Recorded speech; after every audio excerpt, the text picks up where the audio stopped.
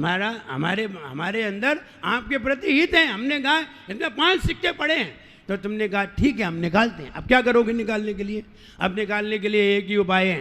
पहली बात तो ये, जो गंदा पानी उसमें आ रहा है बंद करो। अब जो गंदा पानी है, टैंक में जो गंदा पानी है उसको क्लीन करो। या तो क्लीन करो या गंदे में ही घुसो और खोजो। गंदे में ही घुस के खोजो, लेकिन गंदे में अंदर जाकर तब खोजें। हमें आंखों से दिख तो जाए, नहीं हम घुस गए और मिले नहीं तो क्या फायदा। तो पहले हमें दिख तो जाए। अब देखने के लिए क्या करोगे? पानी में सोने के सिक्के पड़े हैं, देखने के लिए क्या करोगे ये बताओ। कुछ दिमाग में समझ में आ रही? नहीं आ रही। उसमें फिटकरी डालेंगे, पानी में फिटकरी डालेंगे पीस करके। फिटकरी से जो उसकी जो गंदगी है वो नीचे आ जाएगी, नीचे आ जाएगी। और जैसे ही नीचे आ जाएगी तो उसमें पानी बिल्कुल कैसा हो जाएगा? क्लीन हो जाएगा पानी। पानी क्लीन होगा। अथवा उसमें आरओ मशीन लगा दो तो पानी क्या हुआ? क्लीन हो गया। अब पानी जैसे ही क्लीन हुआ तो तुम्हें टैंक के ऊपर से भी 5 सिक्के दिखाई दे जाएंगे। बताइए दिखाई देंगे कि नहीं? जल्दी बताइए, दिखाई देंगे कि नहीं? कैसे दिखाई दिए? पानी को क्लीन कर दिया। बस हम यही कहना चाहते हैं, आत्मा में जो इच्छाओं के द्वारा जो कचरा गिर गया है उसे क्लीन करिए। आरओ मशीन लगाइए अथवा फिटकरी डालिए। जैसे ही फिटकरी डालोगे वैसे ही गंदगी फट जाएगी, और गंदगी फटेगी तो आत्मा अपने आप ही क्लीन हो जाएगी। और जैसे ही आत्मा क्लीन होगी तो तुम्हें अपनी आत्मा का स्वरूप दिखाई देगा, जिसे कहते हैं God is truth, truth is God. भगवान ही सत्य है और सत्य ही भगवान है। फिर तुम्हें वो आत्मा में बिल्कुल सत्य दिखाई देगा। यही सबसे बड़ा सत्य है ना हमारा। आप ये मत समझिए कि बोलना ही सत्य है, बोलना असत्य भी हो सकता है, लेकिन जो तुमने शुद्ध स्वरूप देख लिया है आत्मा का, ये कभी भी अशुद्ध नहीं होता। जब तक शौच धर्म हमारे अंदर नहीं होगा, जब तक हम अंदर की गंदगी को बाहर निकालेंगे नहीं, जो इच्छाएं हैं, कषाएं हैं, राग हैं, द्वेष हैं, ईर्ष्याएं हैं, ये अंदर जो भरी हैं, जिनसे हमारी आत्मा मलिन हो रही है, ये बाहर निकालिए। जैसे ही बाहर निकल जाएंगी तो आत्मा निर्मल हो जाएगी। और निर्मल आत्मा का जब दर्शन होगा तब वो सत्य नजर आएगा। इसलिए शौच धर्म सत्य के पहले आया है। नाव में आप जा रहे थे और नाव में अचानक छेद हो गया। इतना बड़ा नाव में छेद हो गया, बताइए नाव में पानी आएगा कि नहीं आएगा? नीचे ही छेद हुआ है, नीचे छेद हो गया, पानी आ रहा है। अब बताइए निक्की भैया, अब पानी निकालना है तो आप क्या करेंगे? जो पानी नाव में आ रहा है, पानी निकालना है। पानी भर गया, आधी नाव भर गई, और अगर तुम बैठे ही रहे तो नाव तो पूरी भर जाएगी, क्योंकि दबाव आ रहा है। अब बताइए आप क्या करेंगे? पानी को बाहर निकालेंगे, क्या करेंगे? पानी को क्या करेंगे? विजय वो अजित भैया, पानी को बाहर निकालेंगे। पहले पानी को बाहर निकालेंगे कि पहले छेद बंद करेंगे? पहले छेद बंद करें। बस यही तो हम आज कह रहे हैं, ये छेद बंद करो। बहुत सारे छेद हो गए, कितने सारे छेद कर लिए हैं, और उनमें से कितनी सारी गंदगी, कितने सारे हमने संकल्प बना रखे हैं, और उनसे जो आश्रव हो रहे हैं, जो गंदगी आ रही है, कह रहे हैं पहले छेद बंद करो फिर पानी निकालना। अगर तुमने छेद बंद किया फिर पानी निकाला तो नाव का पानी बाहर आ जाएगा और तुम्हारी नाव किनारे लग जाएगी। और अगर तुमने छेद बंद नहीं किया और पानी उलीचना प्रारंभ कर दिया, यही तो करते हैं। त्याग किया नहीं और मंदिर में आ गए, जय जय नाथ परम गुरु होए। तो होता ये छेद तो बंद हुआ नहीं है और आ गए यहां भरने, पानी निकालने आ गए। घर की जो अशांति है वो निकालने आ गए और छेद बंद किया नहीं है। तो छेद बंद किया नहीं है, यहाँ थोड़ी बहुत निकली समझते हैं, वो घर जाते फिर भरा, फिर वो नाव भरी दिखाई देती है। बोले गंदगी तो पहले भी भरी थी, अब भी भरी है, गंदगी तो निकली ही नहीं। हम 100 बार मंदिर हो आए लेकिन पानी 1 इंच भी कम नहीं हुआ। एक व्यक्ति से पूछा, बच्चे से पूछा, बेटा बता तेरी नाव में पानी आ जाए तो, और एक नाव में छेद हो, नाव में पानी आ रहा है तो तू क्या करेगा? बोले दूसरा छेद करूंगा पानी निकालने के लिए। और यही करत रहे, एक छेद वहां घर पे कर लिया, एक छेद मंदिर में कर लिया, तो सोच रहे घर का पानी यहां निकलेगा और वहां से भर के लाते हैं, यहां निकालने लगते हैं और समझ रहे हमारी नाव खाली है। कोई खाली नहीं है, बराबर है, नाव में गंदगी भरी ही है। अब मंदिर में बैठे हैं तो क्या हुआ? अगर जरा सी घर की सूचना आ जाएगी, मंदिर का काम बंद हो जाएगा फौरन। जाप कर रहे होगे और यहां तक जाप आ गई होगी और पता चल जाए तुम्हारे घर में आग लगी, तो आप ये मत समझना कि गंदगी हमारे अंदर नहीं है। घर की गंदगी तो बिल्कुल जेब में रखी है। हम घर की गंदगी को निकाल के आए नहीं हैं और इसीलिए हम घर की गंदगी मंदिर में निकाल के आते नहीं हैं, इसलिए मंदिर को भी गंदा कर देते हैं। अब मंदिर में आते हैं तो कहाँ की बातें होती हैं? फिर देखो कितनी घर की बातें होती हैं, इधर उधर की, जाने कहाँ कहाँ की बातें कर लेते हैं और सारी बातें मंदिर में ही कर लेते हैं।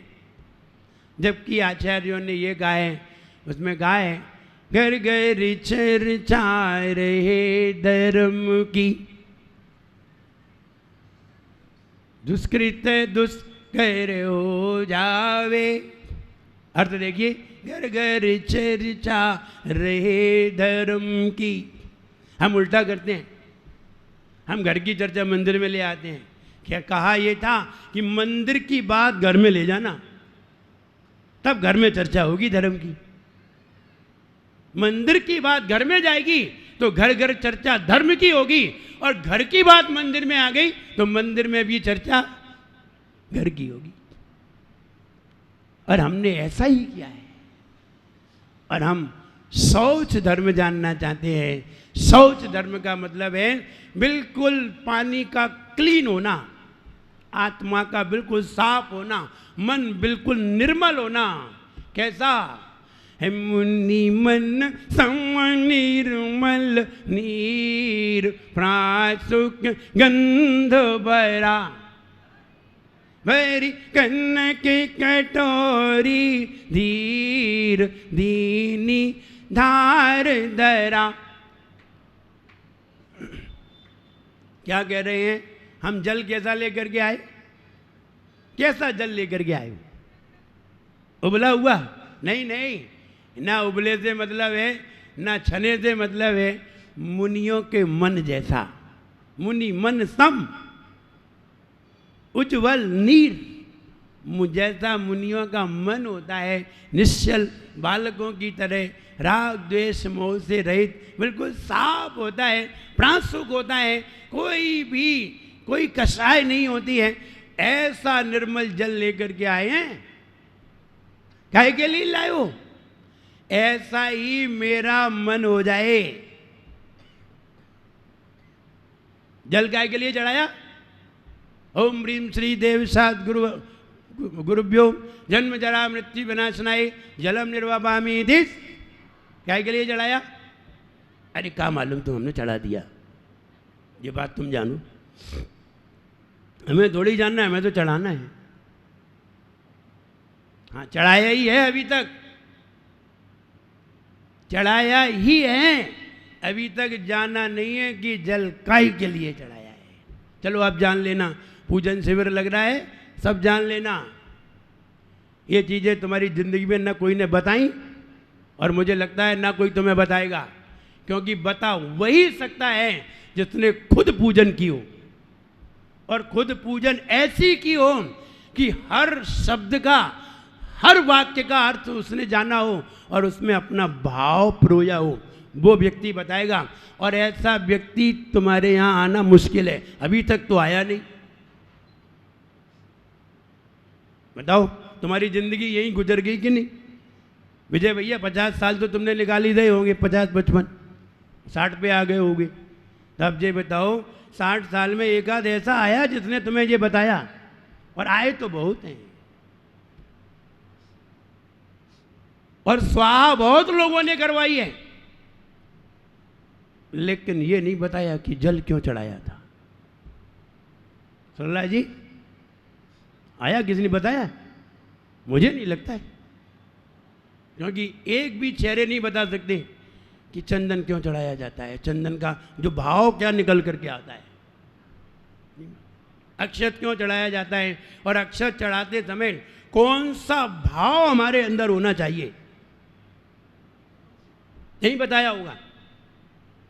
पूजन शिविर में सीख लो। और पूजन शिविर माने लास्ट, हम एक ही बार लगाते हैं। हमने अभी तक अपनी जिंदगी में कहीं 2 बार नहीं लगाया, सिर्फ एक जगह लगाया बस। अभी तक यानी 30 साल तक की अवस्था में हमने अभी तक कहीं 2 बार शिविर नहीं लगाया है, सिर्फ एक बार लगाया है। आप बुंदेलखंड जाइए, बुंदेलखंड में जाके पूछना, पूरा बुंदेलखंड जानता है उस पूजन शिविर को। वहां समझना कि पूजन क्या चीज है, तो समझ में आएगी कि ये क्यों चढ़ाया जाता है। और जब समझ में आ जाएगी तब फिर चढ़ाने में आनंद भी आएगा। और लोभ तो तुम्हें त्याग करना पड़ेगा। तुम कहो नसिया पे नहीं आ पाएंगे, नसिया बहुत दूर है, समझ लीजिए ये भी एक घर का लोभ है। अगर घर का लोभ होगा तो आप कहीं नहीं जा सकते, नसिया नहीं जा सकते, और लोभ का त्याग तो करना ही। और लोभ 4 प्रकार का है। नंबर 1 जीवन का लोभ, हे भगवान मेरा कभी भी मरण ना हो, हम तो हमेशा जिंदा ही रहें। हाँ, तुम तीर्थंकर तो हो नहीं, और तीर्थंकर भी हो तो भी क्या फर्क पड़ता है, तीर्थंकर को भी दुनिया से जाना पड़ा है। अब तुम हो क्या ये तो बता दो, जो तुम मरोगे नहीं। कौन सी दवाई खा के आए हो, और कौन सी दवाई अभी तक बनी है जो मरने नहीं देगी? एक दवाई है, अगर उसे पीना चाहो तो हम बता सकते हैं, और नहीं पीना चाहो तो मरने को कौन मना कर रहा है? सबको ही मरना है। तो कहने का मतलब ये है कि जीवन का लोभ, व्यक्ति जीना चाहता है और जीना चाहता है। व्यक्ति का पांव टूट गया, हाथ टूट गया, कैंसर हो गया, मुंह में छेद हो गए, खाते नहीं बनता है, जीना तो भी चाहते हैं। अब जी के करोगी क्या? कौन सा तीर मारोगे? अब बताओ तो, अब जी के क्या करोगे? अब क्यों नहीं मरने की इच्छा करते? और वहां कहते हैं जीने की हो ना वांछा, मरने की हो न इच्छा, दिन रात मेरे स्वामी मैं भावना ये बाबू। मैं कहते हैं जीने की है तो इच्छा, अब जी नहीं सके तो क्या करें? तो जीने की तो इच्छा नहीं रखनी है, और जीने की वांछा नहीं रखनी है, वांछा माने इच्छा, और मरने की इच्छा भी नहीं रखनी है कि जल्दी मर जाए तो आत्महत्या हो जाए। सुसाइड भी नहीं करना है, और जबरदस्ती जल्दी मरना भी नहीं है। और जब समय आएगा तो अपने आप ही मर जाओगे। तो जीवन लोभ। नंबर 2 इंद्रिय लोभ।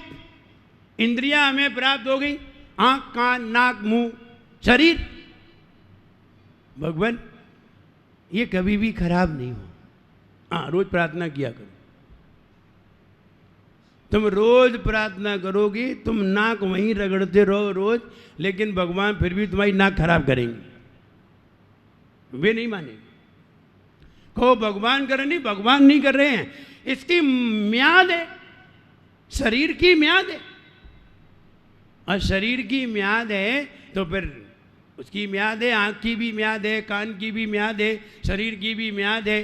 60 साल 65 साल 70 साल के हो गए, पाँव में दर्द होने लगेगा, अब तुम्हारे अंदर पहले जैसी ताकत थोड़ी रहेगी। एक व्यक्ति बोला, रमेश चंद जी, एक व्यक्ति बोला मैं 85 साल का हो गया हूं, लेकिन मेरे अंदर आज भी ताकत उतनी ही है जितनी 25 साल की उम्र में थी। सुन रहे हो? आज भी मैं 85 साल का हूं, लेकिन मुझ में ताकत आज भी उतनी ही है जितनी 25 साल में थी। बोले ऐसा कैसे हो सकता है? ऐसा तो हो ही नहीं सकता है कि आप 85 साल के हैं और फिर भी 25 साल कितनी ताकत है, कैसे माने? बोले हम सिद्ध कर देंगे। बोले बताइए आप कैसे सिद्ध करेंगे? बोले सामने जो 10 किलो का बांट दिख रहा है, जब हम 25 साल के थे तब हमसे नहीं उठता था,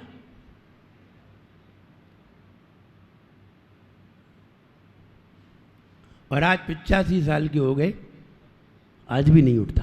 ताकत उतनी है, ताकत में कमी नहीं आई, उम्र जरूर बढ़ गई। वो तो सिद्ध कर रहा है, अब वो सिद्ध कैसे भी करे, जो सिद्ध करने वाला होता है उसे कैसे भी सिद्ध करना है, अपनी बात मनवाना है। कि हमने जो कहा है कि हम 25 साल में भी उतनी ताकत, 85 साल में भी उतनी ही ताकत है जितनी कि 25 साल में थी, और उसको मानना बड़ा बिल्कुल सही बात है। ना तुम पे तब उठता था ना अब उठता है, ताकत बराबर है, ताकत में कोई कमी नहीं है।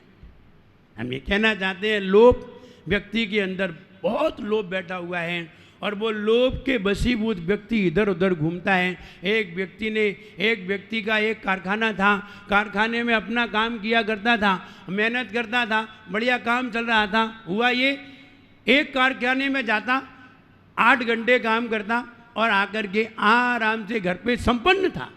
हुआ ये, दूसरा और खोल लिया, फिर बोले एक तीसरा और खोलें, एक तीसरी ब्रांच और खोल दी, एक चौथी और खोल दी, एक जयपुर में खोल दी, एक दिल्ली में खोल दी, एक ग्वालियर में खोल दी, और एक आगरा में खोल दी।